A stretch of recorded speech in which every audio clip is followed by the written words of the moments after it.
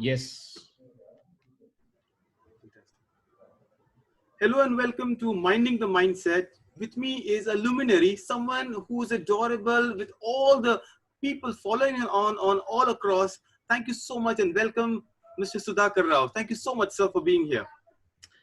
Thank you very much, Dawood, for inviting me and hosting me today. It's my pleasure to be with you on this session. So it's our honor and privilege. So your journey is impeccable. Director of India's, premium branding institute, IIM, the Bangalore. Your stint with MIT Sloan. Sir, education has been a journey for you. Please tell us more. Uh, the journey of education is equal to the journey of learning. Since learning is continuous and unending, I think we need to keep learning. We need to keep understanding several segments of our society and make sure how all these segments are useful to the society in turn. So, my own opportunities of learning both at undergrad level and at the postgrad level, whether it is engineering or management or design thinking, I think I'm extremely fortunate to get these opportunities by my way, and whatever little that we can harness from this learning and try and see how it can be utilized for the benefit of some other folks, some other entities. I think that would be my concern, and I'm very happy that you have asked me this question. But nothing great. There are greater stalwarts available in the industry and in the world and in this country. We need to keep learning from them. Which this is just a small beginning for me. Thank you. So this is wonderful. The best part about you, sir, you're so accessible when we meet you in conferences. And I read a quote that you just uploaded where it says, leaders are those who create real estate spaces in hearts and mind. I'm sure you've done that, sir. How do you manage Yeah, so much? that is pretty close to my mindset. And I believe that leaders are those people who increase space on the real estate of their minds and hearts. So leaders are givers. Leaders are the people who nurture others. They develop more leaders. So unless and until they create more space for others to grow, uh, I think they will not be very effective. And those who are not effective are not leaders. So leadership is a function of acceptance, and therefore it sees empathy and it sees a reflection in others' growth. So therefore, leadership is more dynamic, and leadership is something which is very interesting as a phenomenon for all of us to study.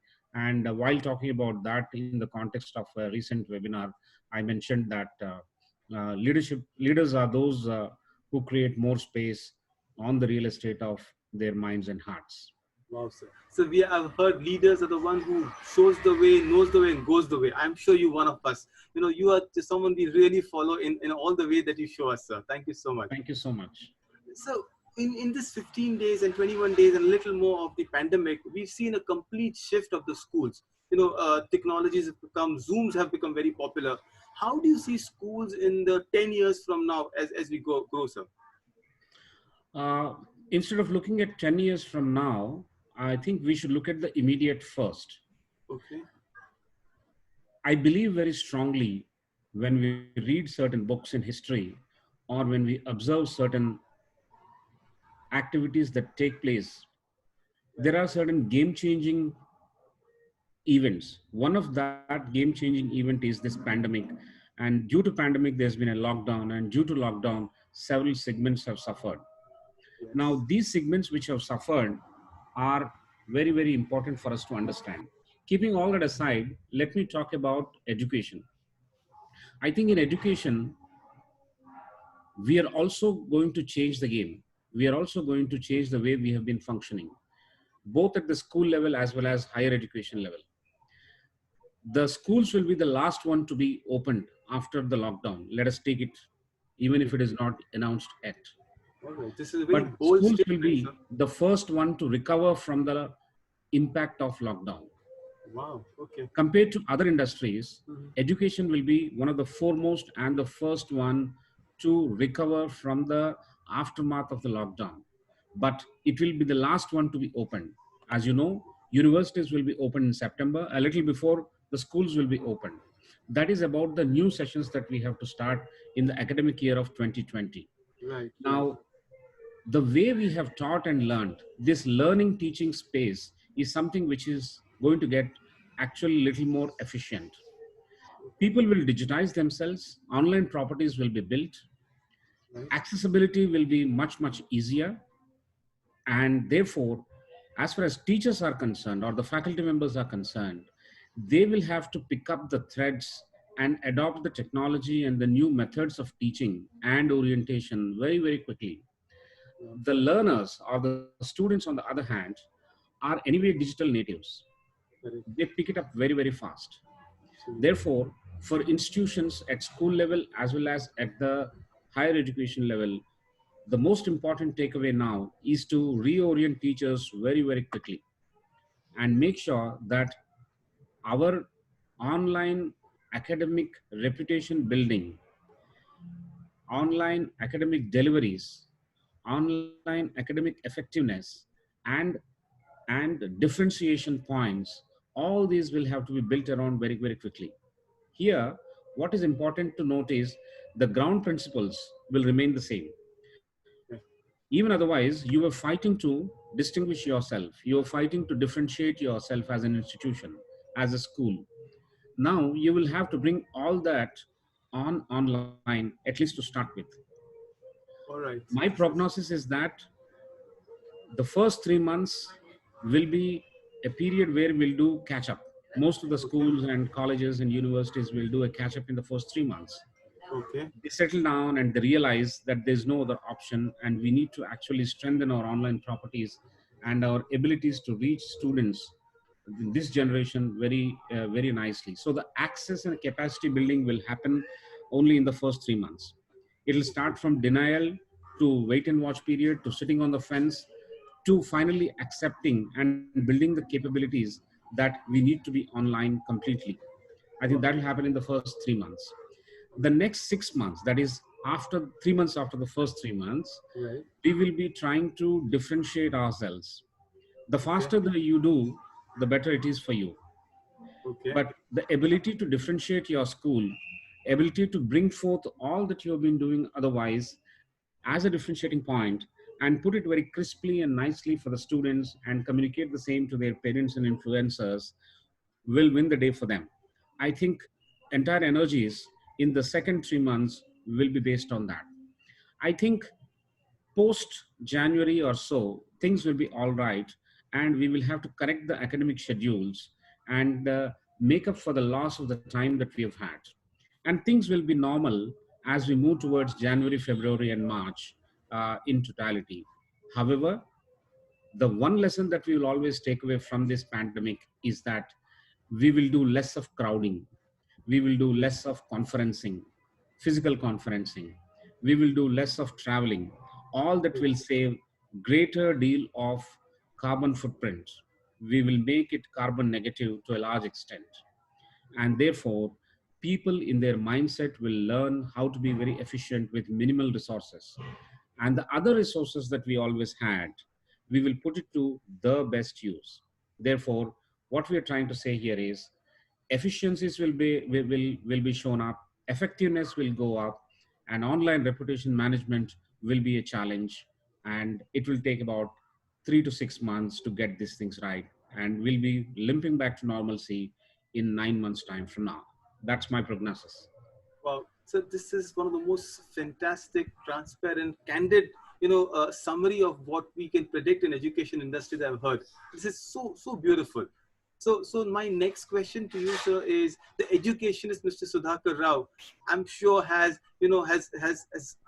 got all these books around him that he's learning from the conferences. So right now in the pandemic, what are the books on your table, sir? The book on the table for me is Anti-Fragile. Wow. This is authored by Taleb, uh, Nassim Nicholas Taleb. Yes, the Black So, Swan guy. yeah, yeah, exactly. He's my favorite author, and Anti-Fragile is for the current times. Although it has been written some time back, Yes. there cannot be a more appropriate book for me and the people like me and you to read at this time. Anti-Fragile is to prepare the societies and the human psyche and the mindset to be prepared for the unknown, to gear up for something which you have not prepared for, to handle something which has been thrown at you as a challenge all of a sudden. That anti-fragility is in sum total going to save the humanity. I think it is more of a mindset and not a material that the anti-fragility is required for. So this book is a great eye opener, and I think I'm going to write a book review on this because it is going to be more relevant in the current times than ever before.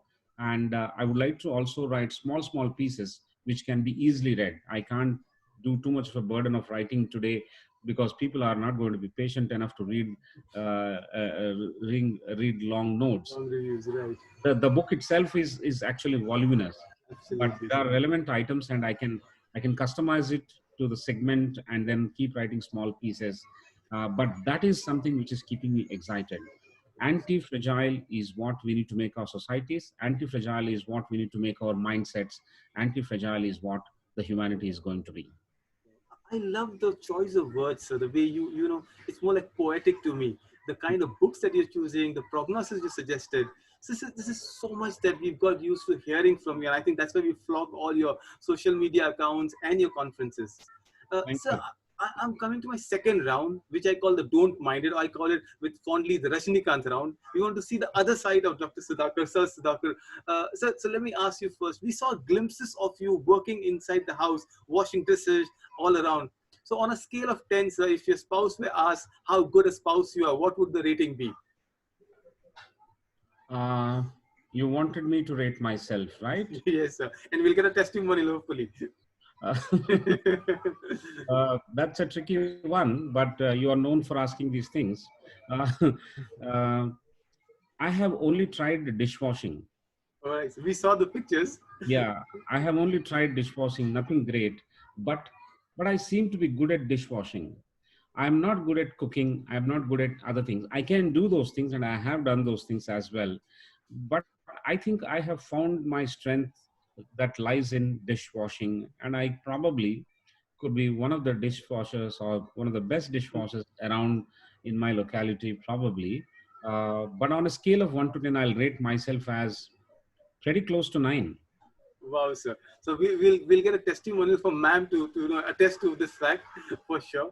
Oh, sure. She's not at home at this point in time. She's gone on work. She's actually in Wow. administration for government of Telangana, and she's working on the impact of lockdown and the relief measures that are being provided. So I'll hopefully get that done for you. I'll send a video bite if you want later. No, no, thank you so much. And so we have seen you doing so much of relief work all over. So how are you involved in? What we have done is, see, there's enough of commentary. There is enough of nitpicking. There's enough of he's doing this, he's doing that, he's doing this properly, this he's not doing that properly. I think the Yes. armchair brooding or armchair analysis has been too much for us to see around. Right. I thought we should just get into the scene, do something which is going to be useful for at least a few individuals on the ground. So Correct. what I did was I spoke to my own classmates. We were a class of 94, College of Engineering at Usmania University. Correct. My batchmates, I floated this idea and I shared with them that there's a lot of trouble out there. So they resonated very well and quickly said, yes, we'll do something. And then we formed a crack team of 4 members, Oh, and we called the program Feed the Needy. absolutely. So this program was basically aimed at supplying dry ration items like rice, dal, oil, vegetables, soaps, so on and so forth. So this is a kit which is prepared for sufficient for a family of 4, on which they can survive for 15 days. So that is one kit. So Right. we prepared these kits after a lot of deliberations, and then we thought this is going to cost something. So it costed us about 650 rupees at a scale. Mhm. So then we quickly pulled in money. A lot of my classmates were kind enough to donate the money, and we raised something like about 20 lakhs in a jiffy. When we called out to them, they did that. But first round of activity was to give them the proof of how it is working out. So in the first round, we raised 1.5 lakhs, and with that 1.5 lakhs, we reached out to around 350 odd families who are migrant workers, who are daily wages, who are underprivileged, who are the subalterns, and who don't have any other support. They don't have ration cards, therefore they are not getting the direct benefit from the government. So we identified carefully. The hero lies in identification of the pocket. So the Okay. needy have to be identified, which we have done very carefully. It was double checked by the government authorities. We requested one department to verify for us on the ground, take the list and help us. And so we worked very closely with them and identified that pocket and distributed 380 packets, that is 380 kits to these individuals, which meant we clicked pictures and then showed it to our own classmates again. And then the remaining money flowed in just like that. So what we are trying to do here is, in and around Hyderabad, we are trying to take care of those unfortunate individuals who have not been supported by government, or there have been gaps. See, government is doing their best. I am not blaming them, but there is bound to be some gap always when government goes through their standard operating procedures.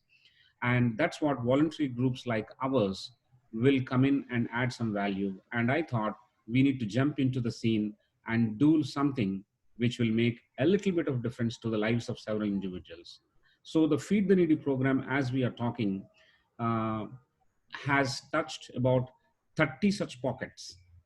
The first pocket I have described to you. So we have Yes. we So have touched 30 of these. So there's an 30. entire plan, a proof of concept. It's Yes. exactly the way you do in management. So this is wonderful. Yeah. So what we have done is we have till now reached 30 pockets and distributed around 2,000 kits, which, Okay. which means we have taken care of 8,000 individuals for a period of 15 days. I think that This is is something which my classmates deserve a big round of applause absolutely, sir. for their support. And we've been fortunate enough to reach out.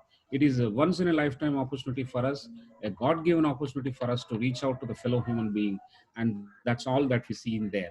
And we are going to continue that. Today, I have taken a break for this discussion with you. Thank you so Tomorrow, much. day Yes. after, and on Sunday, we have huge pockets of distribution, and you will see that on my social media handles as well. So this Uh, is but so then, commendable. This yeah, is but then amazing. but then I thought that we should do some good work and also keep sharing with the friends so that they get inspired and they will also try and help their people in the neighborhood, because the misery out there is too much. Yes. The magnitude of misery is much, much larger than what you and I can fathom. I can tell you from the ground that with best of the intentions, we are not able to reach out to even 1% of them. My effort or my friend's efforts is just a drop in the ocean. But yes, we are doing our bit, and this has some value. And I hope that others also do a little bit on their own in their respective pockets wherever they can. That's my message. That's so wonderful. So this is so commendable where you're leading the way and absolutely fantastic. So here are small questions coming your way. Absolutely immediately, I want you to answer.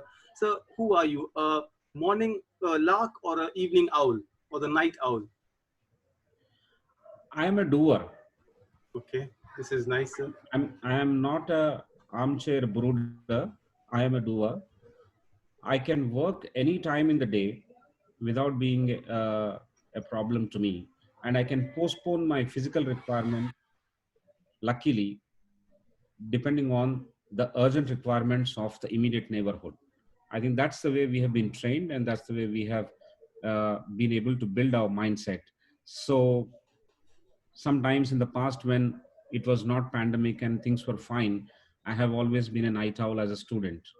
And during daytime, you have to be very formal and conduct your Uh, business in the office. Social, yes.